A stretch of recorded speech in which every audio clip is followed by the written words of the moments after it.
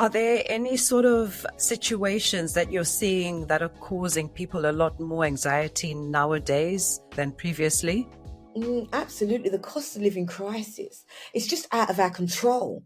I mean, I don't know about you, where you live, but where I live, every time I go into one of the main supermarkets, the price is not the same. It's gone up. And I really feel it for people with children and families, especially in like holidays. I mean, everything literally has gone up except for our salaries. And if our salaries have gone up, it's not in line with, do you know what I mean, the cost of living. People are so anxious. It just seems like it's a hopeless situation because although inflation has gone down, I mean, I'm still going to the supermarket and the prices are still going up. So I don't know when that is going to even itself out and help us as consumers. Do you know what I mean? To be able to navigate our way through this situation that it's affecting everybody, regardless of where you are on the economic scale. Yeah, that is so true. I've seen that as well. I've got the privilege of in my 9 to 5 working with high net worth individuals, and it's been an eye opener because sometimes you think certain parts of the community or the country or society are immune to things like cost of living crisis, but what we've seen is everyone's energy bills has gone up. I've seen parents having to support their children, who are adults with their own children to pay the mortgage or even pay off the mortgage because of high interest rates. And it's causing all sorts of emotional and I guess mental anxiety across society. Absolutely. Right now, we're seeing middle class people having to access food banks. So, how do you think that makes them feel psychologically, emotionally? Do you know what I mean? The feelings of embarrassment, shame. They're not able to provide in the way that they used to be able to provide. Interest rates have gone up, which has caused people's mortgages to go up by hundreds of pounds, regardless if you're on benefits or you're, working in a high net salary. It is really impacting people.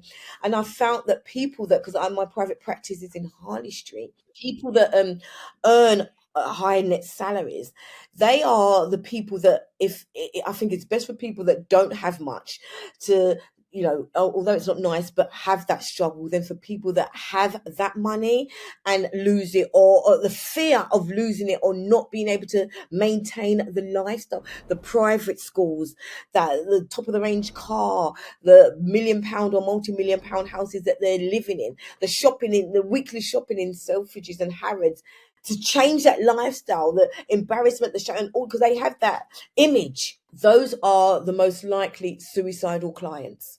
And it's so much work for me as a psychotherapist in the work that I have to do with them, because sometimes they are so mentally challenged because of their financial situation.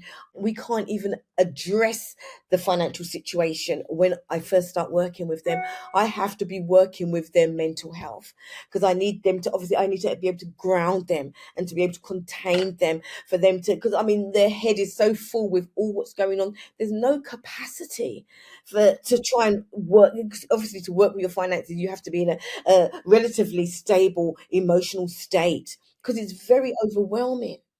I mean, that's so interesting, Norma, because actually one of the things I've been thinking about is the difference in the impact on mental well-being that money has across the different socioeconomic communities, the different genders, and maybe different people. And you've touched on it across the board that it seems like sometimes those who have more to lose are impacted much more. But another thing that's come to my mind is then, do you find that because of that equation, that people who may perceive themselves to have less don't strive to have more when it could be beneficial to them? And by that, I mean, I'm not talking about earning millions or making millions, but just trying to work to get more so that they're able to have a relatively comfortable lifestyle. I think the cost of living crisis for people has been a rude awakening for a lot of people. I've experienced that a lot of people on lower incomes have become quite resourceful.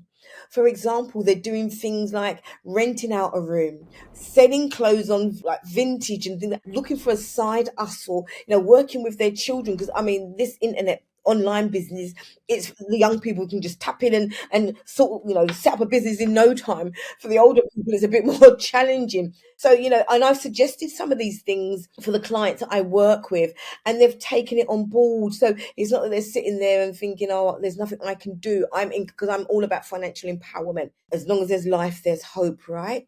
If you're unhappy where you are, there's work to be done and there's money to be earned. That's so reassuring. And I think hopefully listeners will be encouraged by that. It's one of those things when life gives you lemons, make lemonade, right?